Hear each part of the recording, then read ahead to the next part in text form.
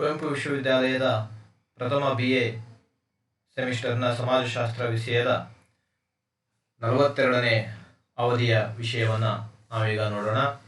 ಈ ವಿಷಯದಲ್ಲಿ ನಾವು ರೀಸೆಂಟ್ ಟ್ರೆಂಡ್ಸ್ ಆಫ್ ಕಲ್ಚರ್, ಸಂಸ್ಕೃತಿಯ ಒಲವುಗಳನ್ನು ಅಧ್ಯಯನ ಮಾಡ್ತೇವೆ. ಇತ್ತೀಚಿನ ದಿನಗಳಲ್ಲಿ ಸಂಸ್ಕೃತಿಯಲ್ಲಿ ಕಂಡುಬರ್ತಕ್ಕಂಥ ಹೊಸ ವಿದ್ಯಮಾನಗಳನ್ನು ಈ ಅವಧಿಯಲ್ಲಿ ನೋಡ್ತೇವೆ. ನಮ್ಮ ಹಿಂದಿನ ಅವಧಿಯಲ್ಲಿ ಸಂಸ್ಕೃತಿಯ ಅರ್ಥ, ವ್ಯಾಖ್ಯೆ ಮತ್ತು ಅದರ ಪ್ರಧಾನ ಗುಣಲಕ್ಷಣಗಳನ್ನು ನಾವು ಚರ್ಚಿಸಿದ್ವಿ. ಪ್ರಸ್ತುತ ಅವಧಿಯಲ್ಲಿ ಸಂಸ್ಕೃತಿಯಲ್ಲಿ ಸಂಸ್ಕೃತಿಯಲ್ಲಿ ಇವತ್ತಿನ ಪ್ರಚಲಿತ ಆಧುನಿಕ ದಿನಗಳಲ್ಲಿ ಸಂಸ್ಕೃತಿಯಲ್ಲಿ ಉದ್ಭವಿಸ್ತಾ ಇರತಕ್ಕಂಥ ಹೊಸ ಪ್ರವೃತ್ತಿಗಳನ್ನು, ಹೊಸ ಒಲವುಗಳನ್ನು, ಹೊಸ ವಿನ್ಯಾಸಗಳನ್ನು ಅಥವಾ ಹೊಸ ಮಾದರಿಗಳನ್ನು ನಾವು ಕೂಲಂಕಷವಾಗಿ ಚರ್ಚೆ ಮಾಡೋಣ. ಪ್ರಸ್ತುತ ಸಮಾಜವು ಆಧುನಿಕತೆಯ ಪ್ರಭಾವಕ್ಕೆ ಒಳಗಾಗಿದೆ.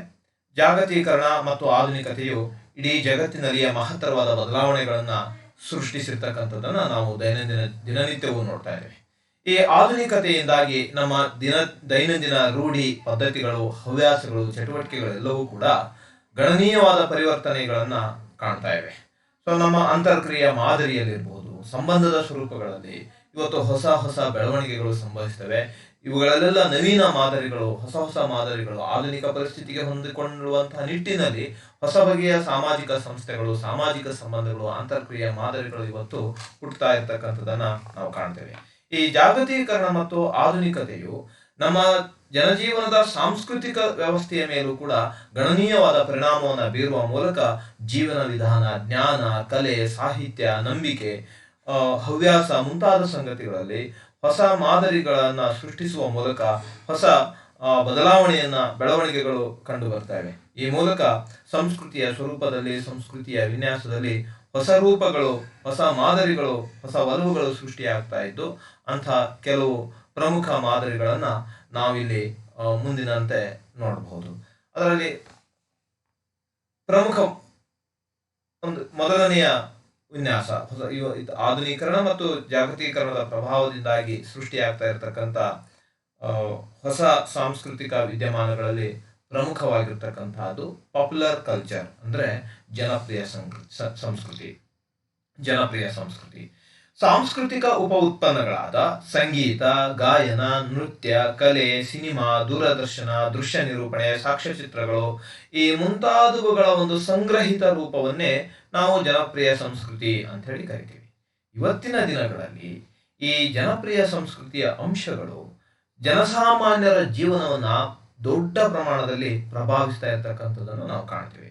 ಈ ಸಂಸ್ಕೃತಿಯ ಉತ್ಪನ್ನಗಳು ದುಡಿಯುವ ವರ್ಗವನ್ನು ಮತ್ತು ಮಧ್ಯಮ ವರ್ಗವನ್ನು ದೊಡ್ಡ ಸಂಖ್ಯೆಯಲ್ಲಿ ಒಳಗೊಂಡಿದ್ದು ಅವರ ಜೀವನ ಕ್ರಮವನ್ನು, ಅವರ ಜೀವನ ವಿಧಾನವನ್ನು, ಅವರ ಹವ್ಯಾಸಗಳನ್ನು, ಅವರ ಆಚಾರ ವಿಚಾರಗಳನ್ನು, ಬದುಕಿನ ಶೈಲಿಯನ್ನು ಮುನ್ನೆಲೆಗೆ ತರುವ ಮೂಲಕ ಸಮಾಜದ ಆಲೋಚನೆಯ ದಿಕ್ಕನ್ನು, ಸಮಾಜದ ಜನರ ಹವ್ಯಾಸಗಳನ್ನು, ಕೆಲಸದ ಶೈಲಿ ಮತ್ತು ವಿನ್ಯಾಸಗಳನ್ನು ಈ ಜನಪ್ರಿಯ ಸಂಸ್ಕೃತಿ ಗಣನೀಯವಾಗಿ ಬದಲಾಯಿಸ್ತಾ ಇದೆ. ಆದುದರಿಂದ ಹೀಗೆ ಈ ಜನಸಾಮಾನ್ಯರ ಜೀವನ ಕ್ರಮವನ್ನು ಜನಪ್ರಿಯ ಸಂಸ್ಕೃತಿಗಳು ಪ್ರತಿಬಿಂಬಿಸುವುದರಿಂದಾಗಿ ಈ ಜನಪ್ರಿಯ ಸಂಸ್ಕೃತಿಯನ್ನ ಜನಸಮೂಹದ ಸಂಸ್ಕೃತಿ ಅಥವಾ ಜನಸಾಮಾನ್ಯ ಸಂಸ್ಕೃತಿ ಅಥವಾ ಮಾಸ್ ಕಲ್ಚರ್ ಅಂತಲೂ ಕೂಡ ನಾವು ಕರೀತೇವೆ. ಈ ಜಾಗತೀಕರಣದ ಪ್ರಭಾವದಿಂದಾಗಿ ಈ ಮಾಸ್ ಕಲ್ಚರ್ನ ಪ್ರಭಾವಗಳು ಅಥವಾ ಸಮೂಹ ಸಂಸ್ಕೃತಿಯ ಮಾದರಿಗಳು ಸಾರ್ವತ್ರಿಕಗೊಂಡು ನಮ್ಮ ದೈನಂದಿನ ಚಟುವಟಿಕೆಗಳನ್ನು, ಆಚಾರ ವಿಚಾರಗಳನ್ನು, ಜನರ ಆಲೋಚನೆಯನ್ನು, ಜನರ ಬದುಕಿನ ಶೈಲಿಯನ್ನು ಪ್ರಭಾವಿಸ್ತಾ ಇರ್ತಕ್ಕಂಥದ್ದನ್ನು ನಾವು ಕಾಣ್ತೇವೆ. ವಿಶೇಷವಾಗಿ ಎರಡನೇದಾಗಿರ್ತಕ್ಕಂಥ ಇನ್ನೊಂದು ಸಂಸ್ಕೃತಿಯ ಹೊಸ ವಿದ್ಯಮಾನ, ಸಂಸ್ಕೃತಿಯಲ್ಲಿ ಕಂಡು ಬರ್ತಾ ಇರ್ತಕ್ಕಂಥ ಇನ್ನೊಂದು ಪ್ರಮುಖ ಹೊಸ ವಿದ್ಯಮಾನ ಇಲೈಟ್ ಕಲ್ಚರ್ ಅಥವಾ ಗಣ್ಯ ಸಂಸ್ಕೃತಿ. ಈ ಸಮೂಹ ಸಂಸ್ಕೃತಿಗೆ ಅಥವಾ ಜನಪ್ರಿಯ ಸಂಸ್ಕೃತಿಗೆ ತೀರಾ ತದ್ವಿರುದ್ಧವಾದ ಸಾಮಾಜಿಕವಾಗಿ ಪ್ರಬಲವಾಗಿರತಕ್ಕಂಥ ವರ್ಗದ ಜನರ ಜೀವನ ಕ್ರಮವೇ ಗಣ್ಯ ಸಂಸ್ಕೃತಿಯಾಗಿದೆ. ಅಂದರೆ ಈ ಮಾಸ್ ಕಲ್ಚರ್ ಏನಿದೆ ಅಥವಾ ದುಡಿಯುವ ವರ್ಗಗಳು, ಮಧ್ಯಮ ವರ್ಗಗಳು ಅವರಿಗಿಂತಲೂ ವಿಭಿನ್ನವಾಗಿರ್ತಕ್ಕಂಥ ಜೀವನ ಕ್ರಮವನ್ನು, ಆಲೋಚನೆಯನ್ನು, ಜೀವನ ಶೈಲಿಯನ್ನು, ಅನುಭೋಗದ ಸಂಸ್ಕೃತಿಯನ್ನು ಅಥವಾ ಅನುಭೋಗದ ಶೈಲಿಯನ್ನು ಹೊಂದಿರತಕ್ಕಂಥ ಒಂದು ಸಮಾಜದ ಸುಶಿಕ್ಷಿತ ಗಣ್ಯ ವರ್ಗ ಏನಿದೆ ಅಥವಾ ಪ್ರಬಲ ವರ್ಗ ಏನಿದೆ, ಆ ಪ್ರಬಲ ವರ್ಗದ ಜೀವನ ಕ್ರಮವನ್ನು ನಿರೂಪಿಸ್ತಕ್ಕಂಥ ಸಂಸ್ಕೃತಿಯನ್ನು ನಾವು ಗಣ್ಯ ಸಂಸ್ಕೃತಿ ಅಥವಾ ಇಲೈಟ್ ಕಲ್ಚರ್ ಅಂತ ಹೇಳಿ ಕರಿತೀವಿ. ಈ ಇಲೈಟ್ ಕಲ್ಚರ್ ಅಥವಾ ಈ ಇಲೈಟ್ ಸಮೂಹ, ಈ ಗಣ್ಯ ಸಮೂಹವೇನಿದೆ ಅದು ಉನ್ನತ ಮಟ್ಟದ ಜೀವನ ಶೈಲಿಯನ್ನು ಹೊಂದಿರ್ತದೆ. ಅವರ ಮನರಂಜನೆಯ ಶೈಲಿಗಳು, ಮನರಂಜನೆಯ ಆದ್ಯತೆಗಳು ಉನ್ನತ ಮಟ್ಟದಲ್ಲಿರ್ತವೆ ಮತ್ತು ವೈಭೋಗದಿಂದ ಕೂಡಿರ್ತವೆ. ಹಾಗೂ ಅವರ ಜೀವನ ಶೈಲಿಯು ಅತ್ಯಂತ ಪ್ರತಿಷ್ಠಿತವಾಗಿರ್ತದೆ ಮತ್ತು ವೈಭೋಗಯುತವಾಗಿರ್ತಕ್ಕಂಥ ಜೀವನ ಶೈಲಿಗೆ ಈ ಸಮೂಹಗಳು ಆದ್ಯತೆಯನ್ನು ಕೊಡ್ತವೆ. ಆದುದರಿಂದ ಇವರು ಇತರರ ಎದುರು ತಮ್ಮ ಪ್ರತಿಷ್ಠೆಯನ್ನ ತೋರ್ಪಡಿಸಿಕೊಳ್ಳುವ ರೀತಿಯಲ್ಲಿ ಸರಕು ಸೇವೆಗಳನ್ನು ಖರೀದಿ ಮಾಡುವುದು ಮತ್ತು ಅವುಗಳನ್ನು ಅನುಭವಿಸ್ತಕ್ಕಂಥ ಪ್ರವೃತ್ತಿಯನ್ನು ಈ ಜನವರ್ಗ ಹೊಂದಿದೆ. ಹೀಗೆ ಈ ಗಣ್ಯ ಸಂಸ್ಕೃತಿಯು ಸರಕು ಸೇವೆಗಳ ಖರೀದಿಯನ್ನ ಇತರರಿಗೆ ತಮ್ಮ ಪ್ರತಿಷ್ಠೆಯನ್ನು ಹೆಚ್ಚಿಸಿಕೊಳ್ಳುವ ರೀತಿಯಲ್ಲಿ ಸರಕು ಸೇವೆಗಳ ಖರೀದಿ ಮತ್ತು ಅನುಭವದ ಪ್ರವೃತ್ತಿಯನ್ನ ಹೊಂದಿರುವುದನ್ನ ಥೊರಸ್ಟಿನ್ ವೆಬ್ಲೆನ್ ಎಂಬ ಸಾಮಾಜಿಕ ಆರ್ಥಿಕ ತಜ್ಞ ಈ ಜನರ ಈ ರೀತಿಯ ಅನುಭೋಗದ ಶೈಲಿಯನ್ನ ಎದ್ದು ಕಾಣುವ ಅನುಭೋಗ ಅಥವಾ ವೈಭವ ಅನುಭೋಗ ಅಂತೇಳಿ ಕರೀತಾನೆ. ಕಾನ್ಸ್ಪಿಕಸ್ ಕನ್ಸಂಪ್ಷನ್ ಅಂತೇಳಿ ಥೊರಸ್ಟಿನ್ ವೆಬ್ಲೆನ್ ಈ ರೀತಿಯ ಜನರ ಅನುಭೋಗದ ಶೈಲಿಯನ್ನ ವರ್ಣಿಸಿರ್ತಕ್ಕಂಥದ್ದನ್ನ ಕಾಣ್ತೀವಿ. ಯಾಕಂದ್ರೆ ಸಾಮಾನ್ಯವಾಗಿ ಅವರು ವಸ್ತುಗಳನ್ನ ಬಳಸ್ತಕ್ಕಂಥದ್ದು, ತಾವು ಬಳಸ್ತಕ್ಕಂಥ ವಸ್ತುಗಳು, ಜೀವನ ಶೈಲಿಗಳು, ಖರೀದಿ ಮಾಡ್ತಕ್ಕಂಥ ಸರಕುಗಳು, ಅವರ ಅನುಭೋಗ ಇವೆಲ್ಲವುಗಳು ಕೂಡ ಇತರೆ ಜನರ ಎದುರಿಗೆ ತಮ್ಮ ಪ್ರತಿಷ್ಠೆಯನ್ನ ಹೆಚ್ಚಿಸುವಂತಿರಬೇಕು ಅನ್ನುವ ರೀತಿಯಲ್ಲಿ ಅವರು ಅನುಭವದ ಶೈಲಿಗಳನ್ನ ವಿನ್ಯಾಸ ಮಾಡ್ಕೊಂಡಿರ್ತಾರೆ. ಅದಕ್ಕನುಗುಣವಾಗಿ ಪ್ರತಿಷ್ಠಿತ ರೀತಿಯ ವಸ್ತುಗಳನ್ನು ಅವರು ಖರೀದಿ ಮಾಡ್ತಾರೆ, ಅವುಗಳನ್ನು ಬಳಸ್ತಾರೆ. ಆ ಮೂಲಕ ತಮ್ಮ ಪ್ರತಿಷ್ಠೆಯನ್ನು ಅನುಭೋಗದ ಮೂಲಕ ವ್ಯಕ್ತಪಡಿಸುವ ವಿಧಾನವನ್ನ ಈ ಗಣ್ಯ ಸಂಸ್ಕೃತಿ ಇವತ್ತಿನ ದಿನಗಳಲ್ಲಿ ಹೆಚ್ಚಿನ ಪ್ರಮಾಣದಲ್ಲಿ ಪ್ರದರ್ಶಿಸ್ತಾ ಇದೆ. ಇಂತಹ ಪ್ರಕ್ರಿಯೆಯನ್ನ ಥೊರಸ್ಟಿನ್ ವೆಬ್ಲೆನ್ ಅಂತಕ್ಕಂಥ ಅರ್ಥಶಾಸ್ತ್ರಜ್ಞ ಎದ್ದು ಕಾಣುವ ಅನುಭೋಗ ಅಥವಾ ವೈಭವದ ಅನುಭೋಗ ಅಂತ ಹೇಳಿ ಆತ ವ್ಯಾಖ್ಯಾನಿಸ್ತಾನೆ. ನೆಕ್ಸ್ಟ್ ಇನ್ನೊಂದು ಮೂರನೇದಾಗಿರ್ತಕ್ಕಂಥ ಪರಿಕಲ್ಪನೆ ಸಾಂಸ್ಕೃತಿಕ ಸಮರೂಪೀಕರಣ, ಕಲ್ಚರಲ್ ಹೋಮೋಜಿನೈಜೇಷನ್ ಅಂತಕ್ಕಂಥ ಒಂದು ಹೊಸ ಪರಿಕಲ್ಪನೆಯನ್ನ ನಾವಿವತ್ತು ಕಾಣ್ತಾ ಇದ್ದೇವೆ. ಕಲ್ಚರಲ್ ಹೈಬ್ರಿಡೈಜೇಷನ್, ಹೋಮೋಜಿನೈಜೇಷನ್, ಸಾಂಸ್ಕೃತಿಕ ಸಮರೂಪೀಕರಣ, ಸಾಂಸ್ಕೃತಿಕ ಸಮ್ಮಿಶ್ರೀಕರಣ, ಇಂತಹ ಒಂದು ಪ್ರವೃತ್ತಿಯನ್ನ ನಾವು ಇವತ್ತು ಸಂಸ್ಕೃತಿಯಲ್ಲಿ ಕಾಣ್ತಾ ಇರ್ತಕ್ಕಂಥದ್ದನ್ನ ಸಂಸ್ಕೃತಿಯಲ್ಲಿ ಸಂಭವಿಸ್ತಾ ಇರ್ತಕ್ಕಂಥದ್ದನ್ನ ಕಾಣ್ತೇವೆ. It is the process by which local cultures are transformed or absorbed by a dominant outside culture. ಈ ಸಾಂಸ್ಕೃತಿಕ ಸಮರೂಪೀಕರಣದಲ್ಲಿ ದೇಶೀಯ ಸಂಸ್ಕೃತಿಯೊಂದು ಹೊರಗಿನ ಪ್ರಬಲ ಸಂಸ್ಕೃತಿಯ ಅಂಶಗಳನ್ನು ತನ್ನಲ್ಲಿ ಅಳವಡಿಸಿಕೊಂಡು ಬದಲಾಗುತ್ತಾ ಅಥವಾ ಮಾರ್ಪಾಡಾಗುವ ಅಥವಾ ಪ್ರಬಲ ಸಂಸ್ಕೃತಿಯೊಟ್ಟಿಗೆ ಸೇರಿಕೊಳ್ಳುವ ಒಂದು ಪ್ರಕ್ರಿಯೆಯೇ ಸಾಂಸ್ಕೃತಿಕ ಸಾರೂಪ್ಯತೆಯಾಗಿದೆ ಅಥವಾ ಸಮರೂಪತೆಯಾಗಿದೆ.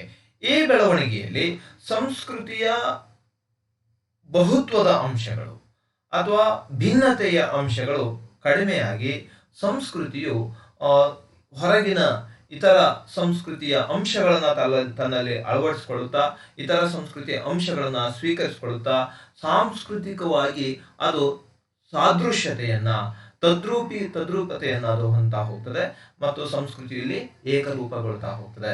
ಸೊ ಈ ಪ್ರಕ್ರಿಯೆಯಲ್ಲಿ ಸ್ಥಳೀಯ ಸಂಸ್ಕೃತಿಗಳು ಬದಲಾಗುವಿಕೆಯ ವಿದ್ಯಮಾನವನ್ನು ಕಾಣ್ತೇವೆ. ಸ್ಥಳೀಯ ಸಂಸ್ಕೃತಿಗಳು, ದೇಶೀಯ ಸಂಸ್ಕೃತಿಗಳು, ಜನಪದ ಸಂಸ್ಕೃತಿಗಳು ಒಂದು ಬೃಹತ್ ಸಂಸ್ಕೃತಿಯಲ್ಲಿ ಸೇರಿಕೊಂಡು ಹೋಗ್ತಕ್ಕಂಥ ಅಥವಾ ಬೃಹತ್ ಸಂಸ್ಕೃತಿಯ ಅಂಶಗಳನ್ನ ತನ್ನಲ್ಲೂ ಕೂಡ ಅಳವಡಿಸಿಕೊಂಡು ಸಾಂಸ್ಕೃತಿಕ ಏಕರೂಪತೆಯನ್ನ ಸಾಂಸ್ಕೃತಿಕ ಏಕೀಕೃತತೆಯನ್ನ ಹೊಂದತಕ್ಕಂಥ ಒಂದು ಪ್ರಕ್ರಿಯೆಯನ್ನು ನಾವು ಈ ಸಾಂಸ್ಕೃತಿಕ ಸಮರೂಪೀಕರಣದಲ್ಲಿ ನಾವು ನೋಡ್ತೇವೆ. ಸೊ ಉದಾಹರಣೆಗೆ ಮೆಕ್ಡೊನಾಲ್ಡೈಜೇಷನ್, ಅಮೆರಿಕನೈಜೇಷನ್, ನಿಯೋಕೊಲನೈಜೇಷನ್ ಮುಂತಾದ ಪ್ರಕ್ರಿಯೆಗಳು ಈ ರೀತಿಯ ಸಾಂಸ್ಕೃತಿಕ ಸಾರೂಪೀಕರಣಕ್ಕೆ ಉದಾಹರಣೆಗಳಾಗಿವೆ. ಅಂಡ್ ನಾಲ್ಕನೇದಾಗಿರ್ತಕ್ಕಂಥದ್ದು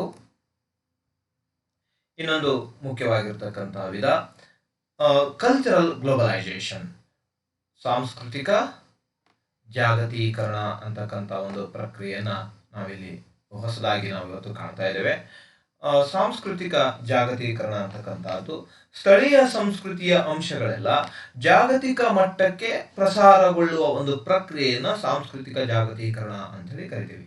ಅಂದ್ರೆ ಸ್ಥಳೀಯ ಅಥವಾ ಜಗತ್ತಿನ ಯಾವುದೋ ಒಂದು ಮೂಲೆಯಲ್ಲಿ ಇರ್ತಕ್ಕಂಥ ಒಂದು ಸಂಸ್ಕೃತಿಗಳು ಇಡೀ ಜಗತ್ತಿನ ಉದ್ದಗಲಕ್ಕೂ ಮಾಹಿತಿ ತಂತ್ರಜ್ಞಾನದ ಪ್ರಭಾವದಿಂದಾಗಿ ಮತ್ತು ಸಾರಿಗೆ ಸಂಪರ್ಕ ಸಂವಹನ ತಂತ್ರಜ್ಞಾನಗಳ ಅಭಿವೃದ್ಧಿಯಿಂದಾಗಿ, ವ್ಯಾಪಾರ ವಾಣಿಜ್ಯೋದ್ಯಮಗಳ ವಿಸ್ತರಣೆಯಿಂದಾಗಿ ಸ್ಥಳೀಯ ಸಂಸ್ಕೃತಿಯ ಅಂಶಗಳು ಯಾವುದೋ ಜಗತ್ತಿನ ಯಾವುದೋ ಮೂಲೆಯಲ್ಲಿ ಒಂದು ಸ್ಥಳೀಯ ಪ್ರದೇಶವೊಂದರ ಸಂಸ್ಕೃತಿಯ ಅಂಶಗಳು ಜಗತ್ತಿನುದ್ದಗಲಕ್ಕೂ ಪ್ರಸಾರಗೊಳ್ತಕ್ಕಂಥದ್ದು, ಜಗತ್ತಿನ ಸಂಸ್ಕೃತಿಯಾಗಿ ರೂಪಾಂತರಗೊಳ್ತಕ್ಕಂಥ ಒಂದು ಪ್ರಕ್ರಿಯೆ ಏನಿದೆ ಅದನ್ನೇ ನಾವು ಸಾಂಸ್ಕೃತಿಕ ಜಾಗತೀಕರಣ ಅಂತ ಹೇಳಿ ಕರಿತೇವೆ.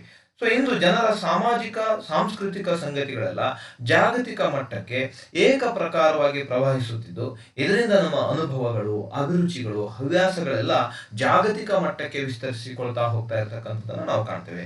ಸೊ ತತ್ಪರಿಣಾಮವಾಗಿ ನಮ್ಮ ಅನುಭವದ ವಿಧಾನಗಳು, ದೃಷ್ಟಿಕೋನಗಳು ಬದಲಾಗಿದ್ದಾವೆ. ಅದರ ಮೂಲಕ ಸಾಮೂಹಿಕ ಉಪಭೋಗದ ಸಂಸ್ಕೃತಿಯು ಇವತ್ತು ಪ್ರವರ್ಧಮಾನಕ್ಕೆ ಬರ್ತಾ ಇರತಕ್ಕಂಥದ್ದನ್ನ ನಾವು ಕಾಣ್ತೇವೆ. ಅಂದ್ರೆ that means common consumer culture ಅನ್ನ ನಾವು ಇವತ್ತು ಸಮಾಜದಲ್ಲಿ ಕಾಣ್ತಾ ಇದ್ದೇವೆ. ಸೊ ಕನ್ಸ್ಯೂಮರಿಸಮ್ ಉದ್ಭವಗೊಂಡಿರ್ತಕ್ಕಂಥದ್ದು, ಗ್ರಾಹಕವಾದ, ಉಪಭೋಗ ಸಂಸ್ಕೃತಿ, ಉಪಭೋಗವಾದ ಹುಡ್ತಾ ಇದೆ.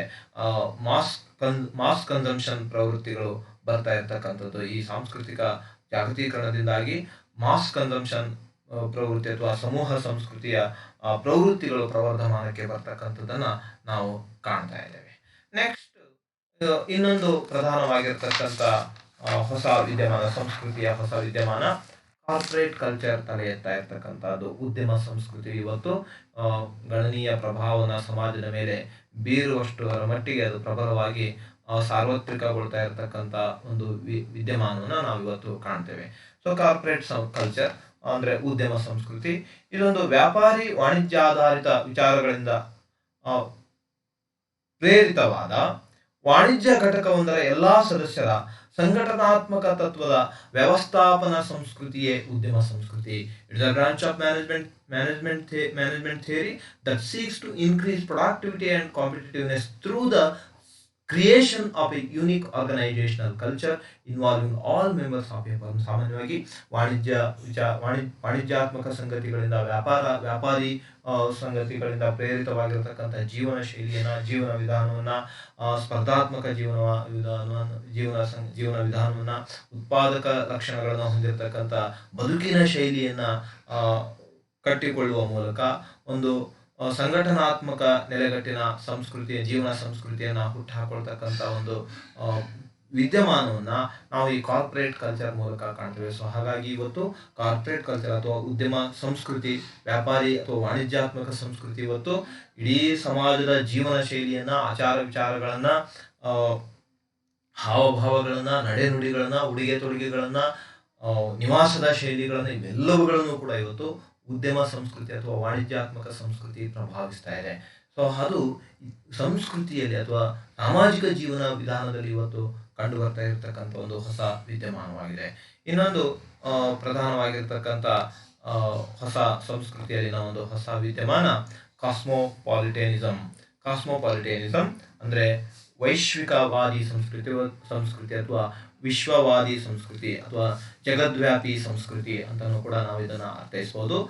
Concept describing the shift beyond nation state based thinking towards analysing the human world as A single community. ಅಂದ್ರೆ ಒಂದು ನಿರ್ದಿಷ್ಟ ರಾಷ್ಟ್ರದ ವ್ಯಾಪ್ತಿ ಅಥವಾ ಗಡಿಯನ್ನ ಮೀರಿ ಸಮಸ್ತ ಮನುಜ ಕುಲವು ಒಂದು ಏಕ ಸಮುದಾಯವೆಂಬ ಆಲೋಚನೆಯನ್ನು ಬೆಳೆಸಿಕೊಳ್ಳುವ ಪ್ರಕ್ರಿಯೆಯನ್ನೇ ಜಗದ್ವ್ಯಾಪಿ ದೃಷ್ಟಿಕೋನ ಅಥವಾ ವಿಶ್ವವ್ಯಾಪಿ ಸಂಸ್ಕೃತಿ ಅಂತ ಹೇಳಿ ಕರಿತೇವೆ.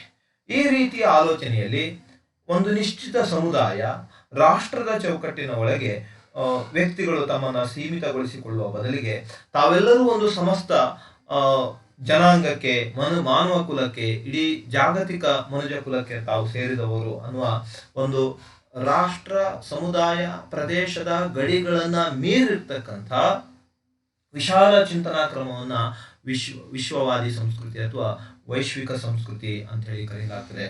ಫಾರ್ ಎಕ್ಸಾಂಪಲ್ ಮಹಾಕವಿ ಕುವೆಂಪುರವರು, ರಾಷ್ಟ್ರಕವಿ ಕುವೆಂಪುರವರು ಏನು ವಿಶ್ವಮಾನವ ತತ್ವವನ್ನು ಪ್ರಸಾರಪಡಿಸಿದ್ರು.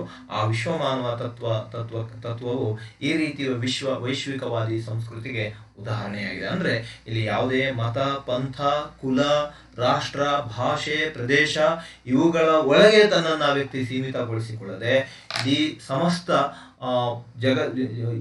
ಒಂದು ರಾಷ್ಟ್ರ ಪ್ರದೇಶವನ್ನು ಮೀರಿ ನಾವು ಇಡೀ ವಿಶ್ವದ ಪ್ರಜೆಗಳು, ಇಡೀ ವಿಶ್ವದ ಮನುಜ ಕುಲಕ್ಕೆ ತಾವು ಸೇರಿರುವವರು ಅಂತಕ್ಕಂಥ ಉದಾರವಾದಿ, ವಿಶಾಲವಾದಿ ವಿಶ್ವವಾದಿ ದೃಷ್ಟಿಕೋನವನ್ನು ಬೆಳೆಸ್ಕೊಳ್ತಕ್ಕಂಥ ಒಂದು ಪ್ರವೃತ್ತಿ ಇವತ್ತು ಜಾಗತೀಕರಣದ ಪ್ರಭಾವದಿಂದಾಗಿ, ಆಧುನೀಕರಣದ ಪ್ರಭಾವದಿಂದಾಗಿ, ವಿಜ್ಞಾನ ತಂತ್ರಜ್ಞಾನಗಳ ಅಭಿವೃದ್ಧಿಯಿಂದಾಗಿ ಇವತ್ತು ಜನಸಾಮಾನ್ಯರಲ್ಲಿ ಕಂಡು ಬರ್ತಾ ಇದೆ. ಸೊ ಹಾಗಾಗಿ ಇಂಥ ವಿಸ್ತೃತವಾದಿ ವಿಶಾಲವಾದಿ ದೃಷ್ಟಿಕೋನವು ಇವತ್ತು ಜನಸಾಮಾನ್ಯರ ಜೀವನ, ಆಹಾರ ಕ್ರಮಗಳು, ಸಾಂಸ್ಥಿಕ ವ್ಯವಸ್ಥೆಗಳು, ಹಾಗೆಯೇ ಆಚಾರ ವಿಚಾರಗಳು, ಹವ್ಯಾಸಗಳನ್ನು ಪ್ರಭಾವಿಸ್ತಾ ಇರ್ತಕ್ಕಂಥ ಒಂದು ಹೊಸ ವಿದ್ಯಮಾನಗಳನ್ನು ನಾವು ಇವತ್ತು ಸಮಾಜದಲ್ಲಿ ಕಾಣ್ತಾ ಇದ್ದೇವೆ.